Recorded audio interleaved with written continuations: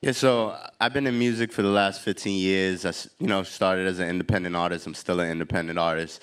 And throughout my career, I was kind of bored of the general, performing at venues and not having a curated setup. So I started creating mixed media gallery events where not only I performed at, but I showcased my community and my brand called Reject Dreams. We model ourselves as almost like a new age X-Men. So, think of a Marvel universe that's full of rappers, curators, producers, engineers, so on and so forth. And what I did is I started releasing my music with actual visual assets in the last 10 years. So think of NFTs, but in a physical form. They would come with paintings, clocks, comic books, and things of that nature. And ever since I jumped into NFTs 7 months ago, I kind of used that same approach that I've been using in the last decade and utilizing my art form with music to also elevate visual artists and partner that with my music releases. And, I'm over 50 collaborations in. I just feel amazing. I'm happy to be here with some great panelists and guests. Awesome. I think we let's back up a minute to. I think we wanted to tell you guys how we fell into that rabbit hole because, as Art mentioned, it's quite unconventional backgrounds, and that's what makes us quite a community of creeps and weirdos. Because so yeah, maybe Conlan, you can start. Yeah. So I'm Conlan, and I got my start in NFTs around 2018 and 2019. Initially, my background was in mobile and game development, and so I got into it through the gaming side. Initially through a game called Cryptovoxels, which is like Minecraft but on the blockchain. And so my first big NFT acquisition was about 50 parcels in this world. And so I acquired a bunch of parcels and I developed it by hiring, metaverse architects to develop these buildings and galleries. And then I, got into the community by taking those galleries and leasing virtual space to artists who at the time all wanted some presence in this virtual space and still do, but then it was really hot. And so that's how I met a lot of, artists and collectors and platforms in the space. And then in the end of 2019, when I wanted to do some art of my own, being a game developer, I wanted to have some aspect for the player, which is the viewer in this case. And the concept was, something where the viewer could reach inside the painting, digital painting, and own some aspect of it, not just the whole piece, but maybe like a layer of it. And so that's what async art is. It's a platform where creators can deconstruct their work into layers and tokenize individual layers for control and ownership. And the creator imbues these layers with abilities that you can use to affect the overall master, abilities like state change or positional change. And so async art just does that for art and then now music. And so that's where we're at now. Cool. Should I tell you where I come from? Yeah, go for it. Well, I'm the one dressed as a banana, like the art market craziness that happened at Art Basel. I did not find Scotch tape, otherwise I would have put tape. I was at ArtNet and Christie's for quite many years. And when you say that, people are like, "Ooh, so glamorous!" And no, it was really not glamorous. It was more like the back end, like people who really don't care about the products being built for collectors, and really, if I had sold vacuum cleaners instead of artworks, it would have been the same. Like I never really met with the artists, et cetera, et cetera. And so in 2018, that's when blockchain was big, but not for NFTs. It was big, a keyword in the art market for blockchain-based art registries to actually have registries of physical artworks on the blockchain, and that's when I kind of fell down the rabbit hole with early NFT platforms. But at the time, you had to explain blockchain, let alone conceptual projects, and it was very early. And and now it's fun. Everybody knows what we're doing. So. Yeah, I think the one thing you all can take from us is we all have traditional experience, from the music industry, the art side, but we're all approaching NFTs with creativity, with innovation, with unconventional thought. In the traditional art world, it's frowned upon for people to collaborate. And I just became the first blue chip rapper curator to sell an audio visual NFT in a premier auction house. Shouts to Fire Auctions for allowing me to enter. I got 11 pieces put into the auction house. One of them sold, and we sold next to Andy Warhol and some of the greats like Dali and Murakami. But I say that to say, I would never think in a million years that my name would be next to Andy Warhol's in an auction before it would be next to maybe Jay-Z's or Drake's, right? And in the traditional art world, from what that curator and that auction owner told me, is that these artists, in our pastimes, right, and in our history, it was frowned upon for people to collaborate with each other, you know. And I think this space right here allows new opportunity for unconventional thought, for collaboration, for real community building, whether it's through working with several artists like I have done and helping people navigate into the community that didn't know what NFTs were, or even building with people that were already there, but also from people like Conlan's platform, where you can break things down into different stems and you can have the opportunity to walk people through a process or a journey of how you create and how you want to deliver that presentation. And it's limitless. You can mix music, you can mix visual, you can go through stems, you can sit there and do giveaways through unlockables and release exclusive. I've been releasing exclusive music through NFTs, so giving incentive to the collectors too, and a reward. Conlan, you should tell us about the first collaboration that was actually on Async. Oh yeah, just to tag on, on collaborations.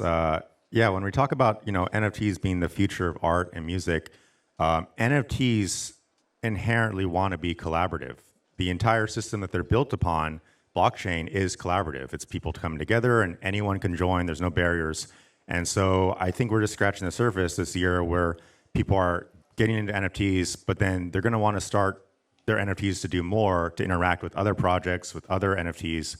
And so collaboration is at the heart of what they want to do.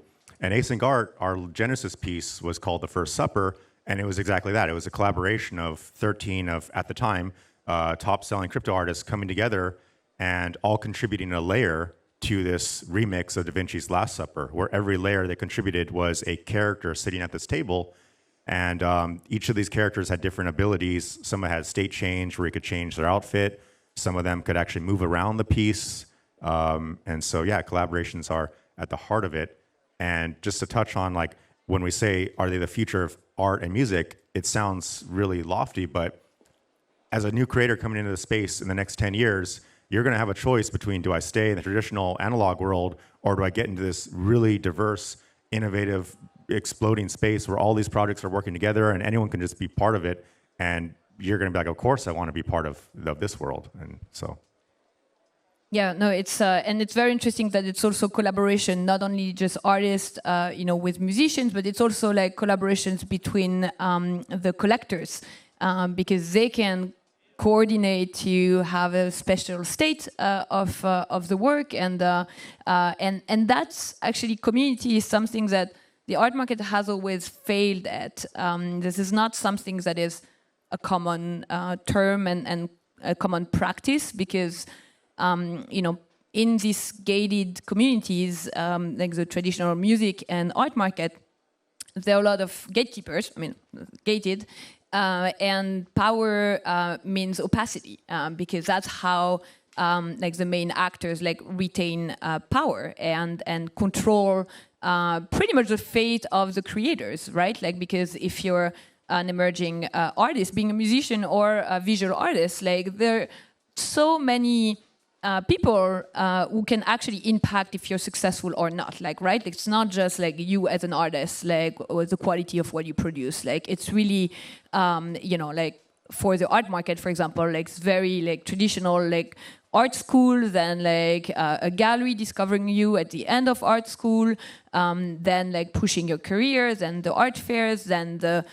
secondary sales on at auction houses, etc., etc. But now, what's exciting, what at least is exciting for me, is to see this diversity of backgrounds that artists have. And you have biologists, you have developers, you have stay-home moms who are really by themselves, like they have the option to develop their creativity. And I'm not like, like maybe they don't have the marketing power of a people, or like, you still need community to build your brand, but still, it's an option, and that has never been an option before. For sure. And I think, when we say are NFTs the future of art and music, not only are they the future, I think, but I think they're the now as well, too. I've been an independent artist for the last 15 years, and I've sat down with record labels. I've met any and everybody in the industry. I've even collaborated with celebrity artists that you can find out there, right? But I've always had a resistance because my approach on music was not the typical rapper approach, so some people didn't see the vision. But I say that to say, as motivation for all the creatives out there, like, keep working, keep being passionate, loving what you do. Some people are not going to see it right away, but eventually you'll manifest these things. Last night at my event, we had a line 2 blocks down on Times Square, 3 floors, right? And over 2,000 people on the line. People waited for hours just to get upstairs. But I say that to say, everybody that I wanted to connect within the industry within the last 10 years was there last night. And I don't know how they got there. A lot of them, by word of mouth. We had celebrities, we had Christie's, people from Disney, Tidal, so on and so forth. So I know a lot of the artists out there are introverted, and sometimes, you can't be your best manager, or you can't be your best person to pitch something. But as long as you keep putting in the work, the universe will align with what you got going on, and it will reward you, it'll bless you, and those people will gravitate to you. And I've also experienced that by helping manage and facilitate visual artists in the space. Some of them don't want to be on Clubhouse. They don't want to speak. They have insecurities about public speaking, these different things. So I think also value is a big thing, and in the traditional space, especially in the art space, when I was in Art Basel curating things, I'm a guy from Brooklyn, right? Puerto Rican kid from Brooklyn. So, yeah, right? So a lot of the times, no offense to these traditional people, but they kind of looked at me and they didn't even bother checking anything out because they're already just looking at my presence or my resume or background, right? And now these same people were the people waiting online last night. And I say that to say, like, in this space, when you have your ear to the ground and you're a part of culture, these traditional spaces are going to have to work with these new age creatives, being yourselves, being myself. And we don't have to totally reject them. I'm a reject. My brand is called Reject Dreams. Yeah, right? But we can work with them as well and be a vehicle to introduce them how culture is supposed to be treated in the right way, and how art and music can be facilitated and not gatekept from just the powerful people in the industry, but working with them to create a more sustainable future for ourselves and for our future generations. It's and that reminds me. It's we've seen a lot of traditional actors like auction houses really get into the space, and they're like sales machines, right? Like they see an opportunity and they really want to get in with people they don't normally work with, as you mentioned, like Pac as a designer, or like more recently, just having Sotheby's had crypto collectors curate the sales themselves, and still many artists are like, oh, this is great, this is great recognition from the traditional art market. And yes, it is, but at the same time, and I agree, we should work with the establishment and get this recognition. But for example, in the art market, which is different from the music industry, which is so huge, right? But the art market, when you think about it, it's a tiny market. And recently, when we've seen who bid on the works for sale at Sotheby's and Christie's, they're all crypto collectors. And this is what online platforms in the art market have tried to do for the past 10 years, bring more collectors from the tech side, from tech money. And they've always failed. And now you're like, oh my God, new collectors, new money out there. But really their model is of, very high premium, marketing something they don't really understand. Maybe we don't need them so much, or it's going to take more time to get more traditional collectors to come in, while we have amazing collectors, new collectors in the space. So it's also like realizing that it's not just like we don't have to adapt to like the establishment. Like the establishment will have to adapt to crypto, and this is quite exciting. It's already changing the rules of this market, which is quite brilliant. And first time ever I've seen something like that. So. Yeah, that's amazing. No, I think you're 100% right. Know your value, know your worth.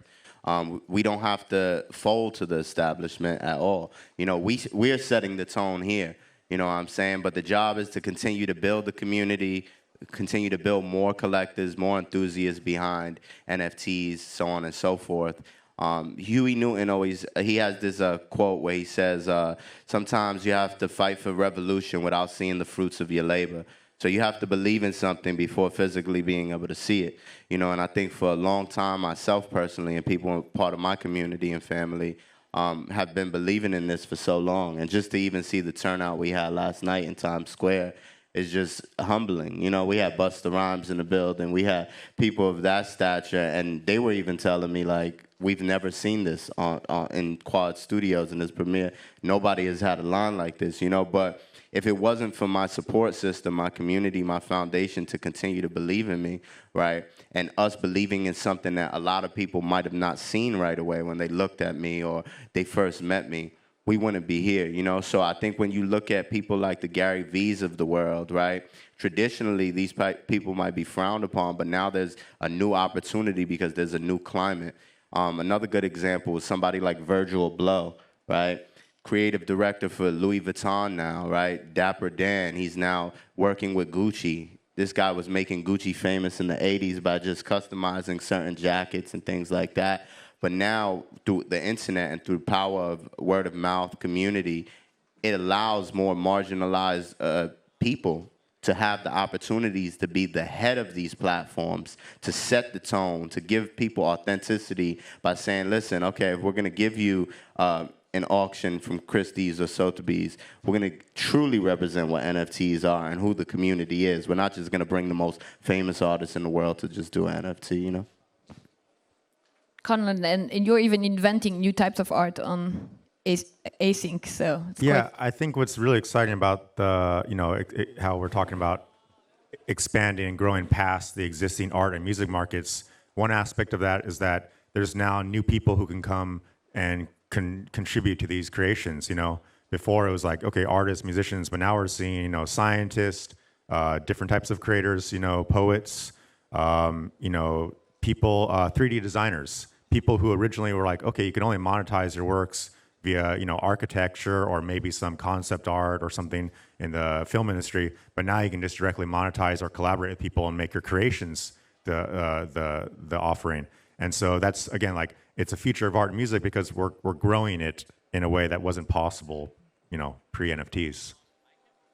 Yeah, and it's a lot of designers also who, to survive and to live had to only do work for hire, and now they have a space to actually explore their own style and their own designs, and now they're famous for it, and it's quite incredible. I mean, even like classical music, like, you had like pieces like more with like things like that pretty much young people have been estranged with for so many years, I mean, from my generation, like, I don't know if there are many people who like go to museums, and like the next generation even less. So this kind of like exciting to reconnect with the culture, like, as you it's giving new creators new ways to monetize. And I was actually just having a conversation last night about this, how we're talking about what did NFTs do differently that wasn't possible in the Web 2 world. And our conclusion was that NFTs are a new vehicle for the market to find value on new types of things. So before, if you're a classical violinist or a 3D modeler, there was only very few avenues for you to monetize that. But NFTs are so general. You can tokenize really anything you want. Now the market can say, oh, there's value there, and immediately start putting money into it. I think that's a great point. I think we have an opportunity that's like no other. We can transcend genres, stigmas, all of these different things through NFTs because there are no rules. This is like the Wild West. You know, and I think that's why a lot of people from traditional spaces are still trying to wrap their head around it. But I think when it all boils down, whether it be music, art, film, fashion, right?